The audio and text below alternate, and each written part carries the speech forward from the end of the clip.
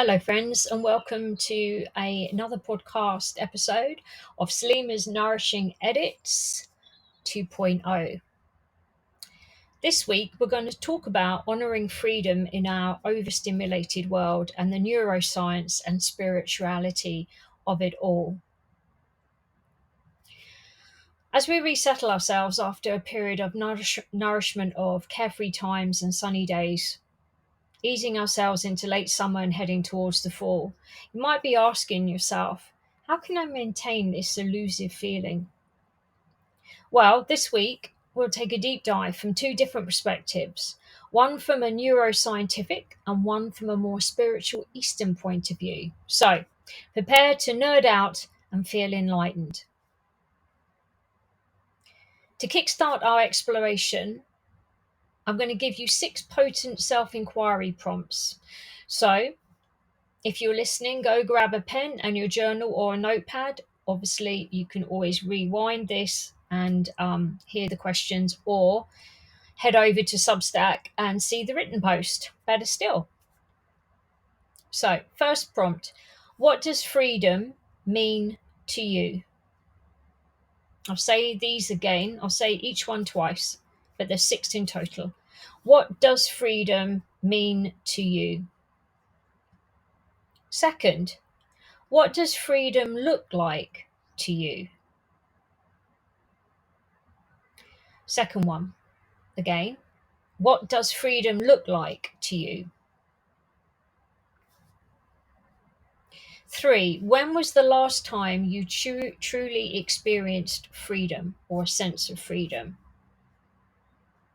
When was the last time you truly experienced freedom? Fourth prompt, do you remember when you last felt truly free? Do you remember when you last felt truly free? It could be just one moment, as opposed to freedom is like a continuous thread of freedom. When I ask you, do you remember when you last felt truly free? It might just be in a fleeting moment or in a past memory, just to clarify. Number 5, what can you let go of into the flow of life?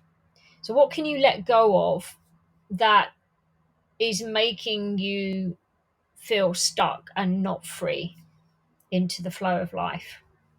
And the final one is probably the most important one. How are you honoring your freedom, or your choice of freedom? It should be actually. How are you honoring your choice of freedom? So 6 self-inquiry prompts to get you started. Inspired by a great summer so far and my recent paddles out on the water, freedom is a subject that is very close to my heart as a Sagittarius. An often yet elusive feeling, especially living in our overstimulated and fear-filled world. I mean, it can be really difficult, right? You're only going to take one look at the news, and any hope of experience any type of freedom through speech or action is often hindered by the depression of the news and the way that the media relay that to us here in the UK. It will be different everywhere in the world from wherever you're hearing this. Personally speaking, I find the essence of freedom for me through being in nature, on my yoga mat and traveling. But how about you? So how did you respond to the first 6 self-inquiry prompts? So let's open up the exploration a bit further into what freedom means and how you might achieve it, even in the most difficult of circumstances, from a spiritual and neuroscientific perspective. Also, when I was out on the water, when I was paddling during the week, I got to thinking, is freedom perhaps just the lack of fear that we can experience moment to moment? Interesting question, right? So let us start by looking at some definitions of what freedom is to start with. That will help us get a base point. Freedom, liberation, liberated, non-confinement, self-determination, self-rule, flexibility, openingness, the power or right to act, speak, or think as one wants. And I think I'm just going to put in mindfully, obviously.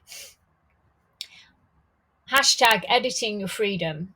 So after doing a recent closet cleanup, I decided to also go through some old jewelry. In the process, finding one of my pieces from Rock and Raw Jewelry when I was one of the first ambassadors for the brand back in the day. We're going back about 9 years, 10 years now.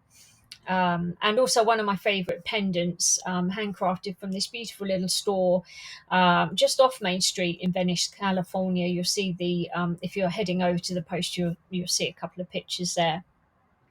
And memories re-emerged of a much simpler and more free existence I had back then. I was in the height of my yoga days, and I was experiencing a lot of success globally, as well as in London, where I was based. I was traveling backwards and forwards to New York for Jivamukti Yoga. I was flying regularly to Los Angeles.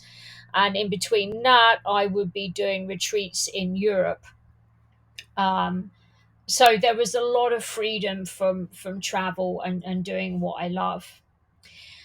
But interesting enough, amongst the decluttering, I found a couple of old wedding bands. Yes, I have been married twice, um, and other pieces with memories that were making their appearance. Felt actually, I found my mum's uh, wedding ring and my grandma's engagement ring, and it got me to thinking that jewelry also holds imprints of our experiences, some good, some not, some painful. So, with that being said, I decided to say a little thank you prayer for the experience and then throw them into the flow of life. Basically, I threw them into the water that I live on, because water is cleansing. And yeah, I felt it was time to do that, actually, to let go of that energy. And sorry for the police siren in the background there. One of my favorite authors is a lady called Pixie Lighthouse, and she wrote a beautiful little book called Prayers of Honoring. And I'm going to just read you um, a few words from honoring freedom. She wrote a poem, a narrative, a poetic narrative on honoring freedom. And this is just a snippet of it. But if you want to go and check the book out, it's called Prayers of Honoring by Pixie Lighthouse. Bless our paths as we leave a season of our lives behind and declare new footsteps once again, as you have blessed us so many times before now. Bless the will that keeps us turning and learning. Guide us to autonomy as we learn to make spirit stuff our first priority and the closest matter to our hearts. Let us allow this in others, honoring their way, knowing that we each have our own sweet language with you. Guide us to true freedom by showing us our part in everything beautiful and of creation, as well as that which is unseemingly and destructive. Beautiful, beautiful book. Can't recommend it enough. So that's sort of beginning to look at it from the spiritual narrative. How about we just briefly take a little journey into the more neuroscientific part of your brain in what I like to call freedom mapping. So think back when you experienced great moments of clarity, creativity, and the overall feeling of being free. Did you also feel fear or predictability in your feelings or actions at the same time? And if so, Is this the concept of freedom, or is the concept of freedom just an illusion? A holiday away from the predictive mind? And furthermore, can we just free will freedom into existence? Some interesting questions to debate on there. So, to begin, let's take a quick whistle stop tour of the brain areas that play their part in freedom. The cerebral cortex is obviously the largest site of neural integration in our central nervous system. It's divided into four lobes: frontal, occipital, parietal, and temporal. The CC plays a key role in mapping attention, perception, awareness, thought, memory, language, and consciousness. Your brain's surface outer layer of protective tissue, basically. Back in 2013, there was a great research trial experiment that took place, and I've included it in the written part. It was from Professor Joaquin Fuster's research on the liberty of freedom. And it makes very interesting reading. He says that the liberty or freedom to choose between alternatives is a function of the cerebral cortex under the prefrontal control and its reciprocal interaction with the environment. Furthermore, in his fascinating inquiry into the cerebral foundation of our ability to choose between alternative actions and to freely lead creative plans to their goal. So, if you're into sort of free will, freedom, goal setting and all of that, then really do take a look at his paper. You can nerd out on his research below, and yeah, you can click there to download the file. So there are other contributors, so we're going to look at those and their roots that play their part in so-called freedom. Trust is a belief in learned behavior, a brain process that binds representations of self. So then we come to a more philosophical and spiritual narrative, other situation and emotion, into a neural pattern called a somatic pointer. And this affects behaviors in general across the board. Values, similar to attitudes and beliefs that encapsulate our cognitive, emotional, and behavioral parts, all affecting behaviors again. So we can start to see this pattern, this thread that's woven throughout freedom. And the contributors towards that is basically everything to do with our habits and behaviors. Speech is another contributor, emotional and behavioral. And the last one, free will, cognitive, and volition, can also be connected to emotions affecting behaviors. So when we come to talk about free will, it's a very heated debate, or I didn't think it was until I studied it, and then there's so many contradictions and discussions and debates. So I've also included in this week's podcast and post to touch upon the more philosophical and scientific debates on free will to help you understand a little bit more about how your brain acts, how it works in the process of freedom. So you can access my presentation I gave at Cambridge a few years. This was pre-pandemic, below, and then come to your own decisions. And hey, you might learn something different about your brain. Who knows? So we've touched upon the brain areas that are related to freedom, which are also related to creativity. We've spoken about trust, value, speech, free will, and our habits and behaviors. So now let's go back to have a quick look, a whistle stop tour on what we can learn from the more spiritual side of what freedom is and what it means. And whilst there are many great books on freedom, in recent years the topic freedom has somehow taken a backseat, weirdly. As I guess that one could say that during COVID, although we were confined, this is quite interesting to get into actually, maybe another podcast for another time. But although we were confined to one degree during COVID, we were also given a lot of freedom to do other things and things that gave us joy. So it's an interesting it's interesting to think about this actually, because although the pandemic was horrific and there's no getting away from that, if you survived it, um, you might have learned something different about yourself through that whole process. So J. Krishna Maruti's The First and Last Freedom is one of my go-to books. He is quite controversial in his views. He doesn't take one particular side or the other. He sort of stays on what the Buddhists would say, the middle path. He really does stay on the middle path.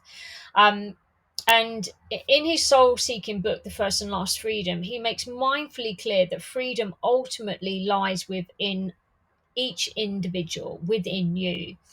And understanding freedom can only be achieved from knowing yourself, not somebody else knowing you or a teacher telling you about what's wrong with you or what's right with you, but actually from you doing the self inquiry yourself, knowing yourself, knowing your habits, knowing your mind, knowing your body, knowing your health.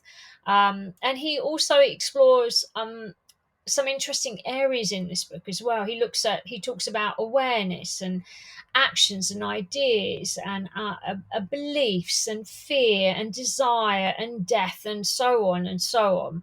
And it's a small book, but I definitely recommend that. And the Book of Life. So the First and Last Freedom was published, I think, back in 75.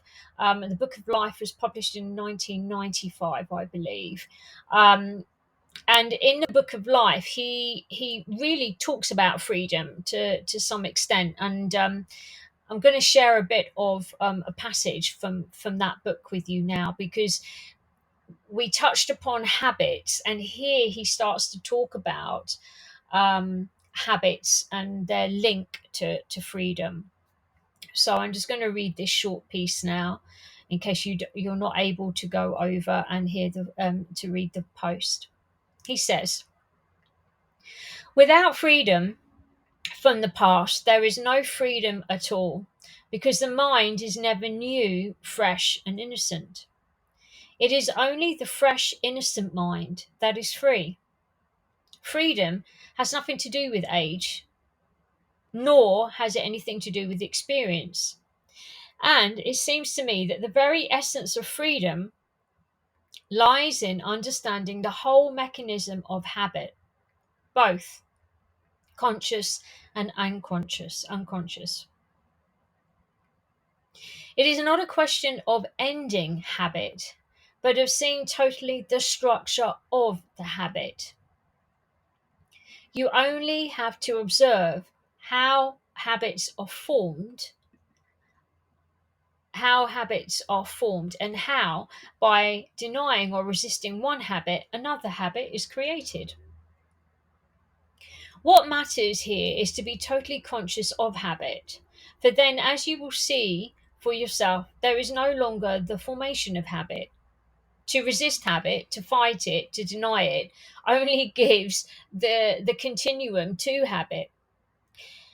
When you fight a particular habit, you give life to that habit. And then that very fighting of it becomes a further habit. But if you are simply aware of the whole structure of habit without resistance, then you will find there is freedom from habit. And in that freedom, a new thing takes place. It is only the dull, sleepy mind that creates and clings to habit. A mind that is attentive from moment to moment, attentive to what it is saying, attentive to the movement of its hands, of its thoughts, of its feelings, will discover that the formation of further habits has come to an end. This is very important to understand because as long as the mind is breaking down one habit and in that very process creating another, it can obviously never be free. And it is only the free mind that can perceive something beyond itself.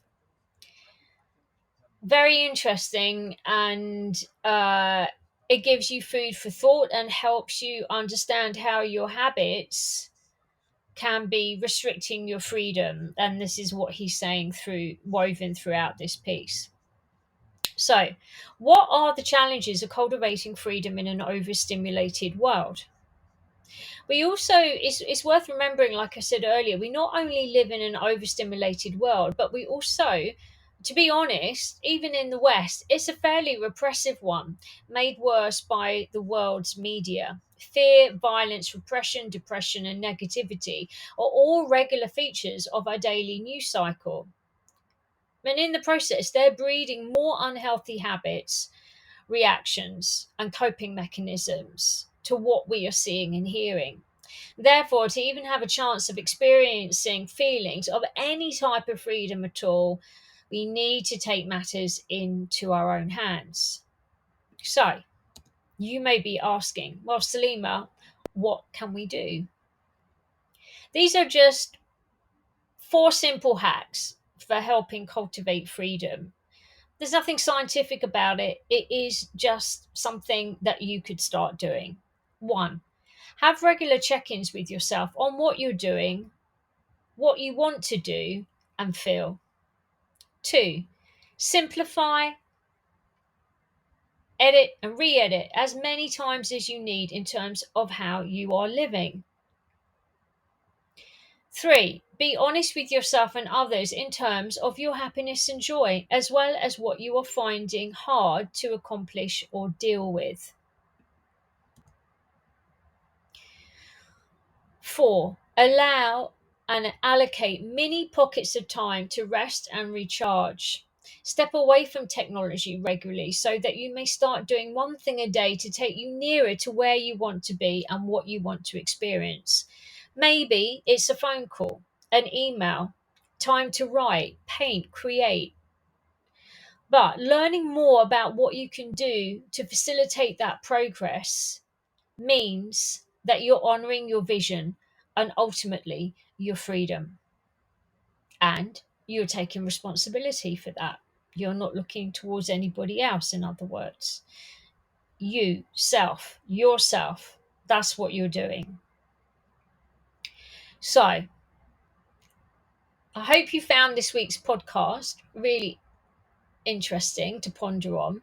Just a quick reminder that my pre-order special offer for my membership is still running but ends on this Monday coming 9th of September. If you want to upgrade your subscription to paid to access our online gatherings and meets, you get 20% off for the year, and you can click on the button on the post. SALEMA'S Nourishing Edits is a reader-supported publication, and I really appreciate people that view my work, that listen to my work, that recommend my work, that share my work. So thank you, thank you, thank you. If you want to receive new posts, video and audio notes, you want to join the live gatherings and support my work further, then please consider becoming a paid subscriber and adding your worth to our community here on SALEMA'S Nourishing Edits 2.0. But I think we'll round off the session today by saying, may you honor your freedom. And by honoring your freedom, may you also respect others' freedom at the same time. Until next time, my friends. Bye for now.